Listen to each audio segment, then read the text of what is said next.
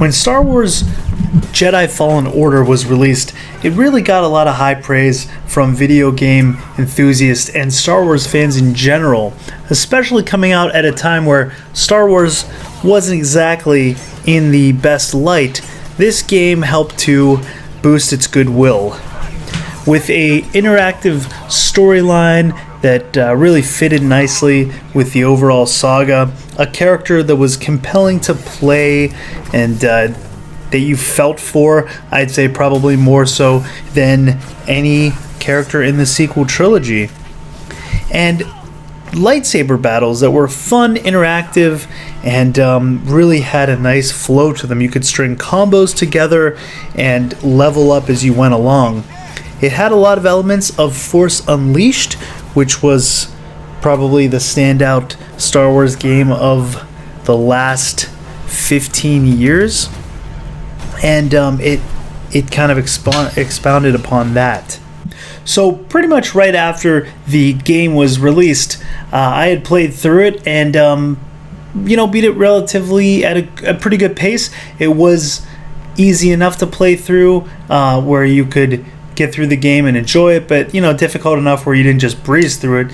It was long enough as well as the storyline went. You really had an immersive story. You got to meet up with Saw Gerrera, so it tied things from the prequels, from prequel era Clone Wars to Rogue One, and more of the original trilogy storyline. It is sort of in a nice little pocket of its own that hasn't been explored that much. It's about 5 years after Revenge of the Sith, so Vader's hunting down the Jedi with the Inquisitors, something that we would love to see in a movie. Why don't you give us that? Give us a movie of Vader hunting this down, but at least we can play a Jedi that's on the run. So after the game came out, talk was already popping up about when's the second game coming out. Is it going to make a sequel? Is it successful enough? Well, there's an article here that talks about the possibility of a sequel and where it would fit in within the time span and what it could deal with, because now it's starting to get a little more limited in that time span between Revenge of the Sith and A New Hope, especially with Rogue One out there, the show Rebels. It's starting to narrow down where if you're going to do a storyline, it has to now fit within the confines of these other stories. So we're going to go here. This is coming from Screen Rant, and it says when Jedi Fallen Order 2 should take place on the Star Wars timeline. Star Wars Rebels sets the parameter for Jedi Fallen Order 2's timeline, but Solo, a Star Wars story, #Solo lost money, shows the potential with that limitation. So maybe the best thing about Solo is it opens up a storyline for a video game, which would be, I guess, something, coming out of that movie.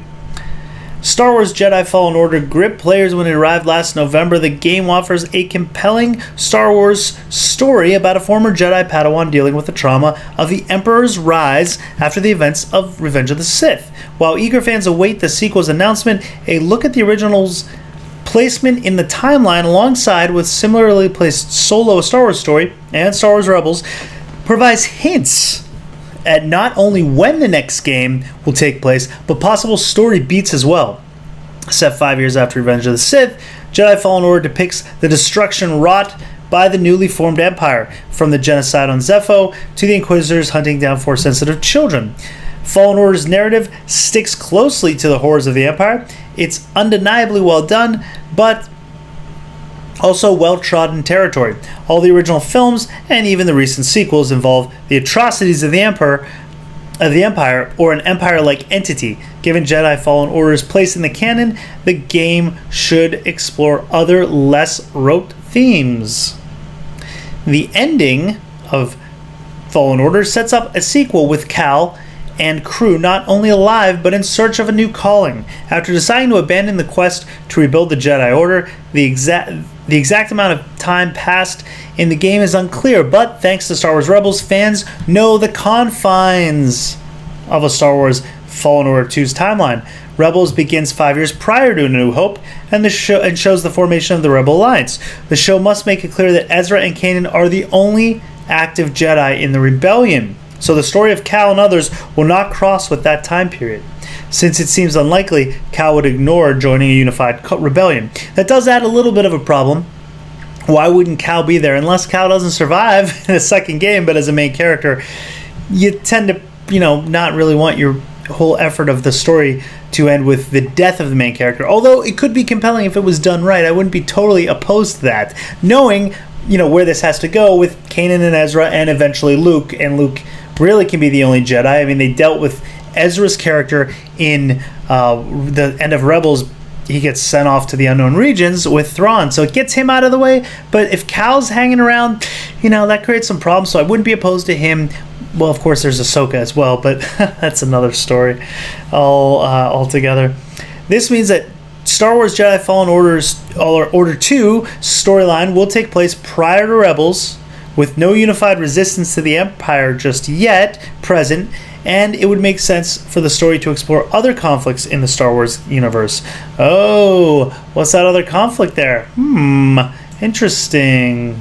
We've seen him popping up in Star Wars. Well, we've seen him popping up a lot recently. Solo, a Star Wars story, takes place approximately 1 year after the events of Star Wars Jedi Fallen Order and showcases the booming criminal underground, with Han getting caught up in the shady dealings of Crimson Dawn's crime syndicate. Not only is the criminal empire thriving, but it's also run by Darth Maul, who had a surprise cameo in the film. Thus, soon after the events of Fallen Order, there is an evil organization causing havoc across the galaxy that happens to be run by a former Sith, and it's not part of the Empire. This setup is perfect for Jedi involvement and is the best time for Jedi Fallen Order 2 to take place. On top of being intrinsically intriguing, Darth Maul's role in the criminal underground has been barely shown.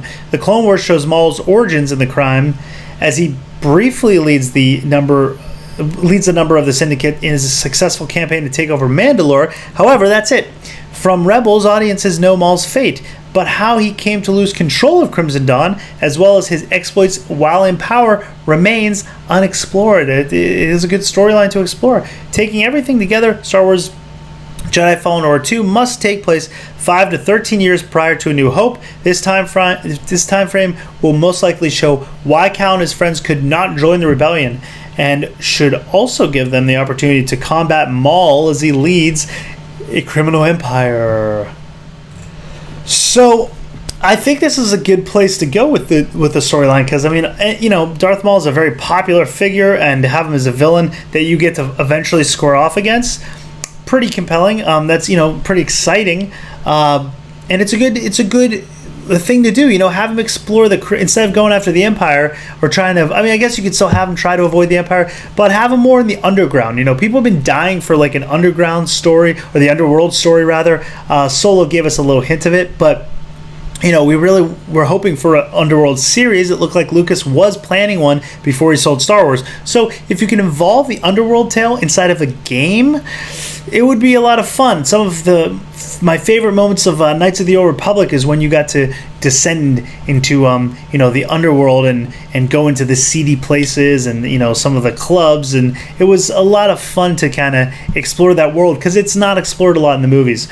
So this could be a good place to go with the story, and why not have Darth Maul as the villain? He's there anyway. It makes sense. We don't know the story, so maybe Cal has something to do with having him lose Crimson Dawn. It would, I think, make sense. But let me know what you think in the comments down below. Thank you guys for watching the video. Don't forget to hit that like button, give me a thumbs up, and then, of course, smash that subscribe button and become a subscriber. I do appreciate you guys watching the video. Thank you very much. Till next time, lock the doors and hope they don't have blasters.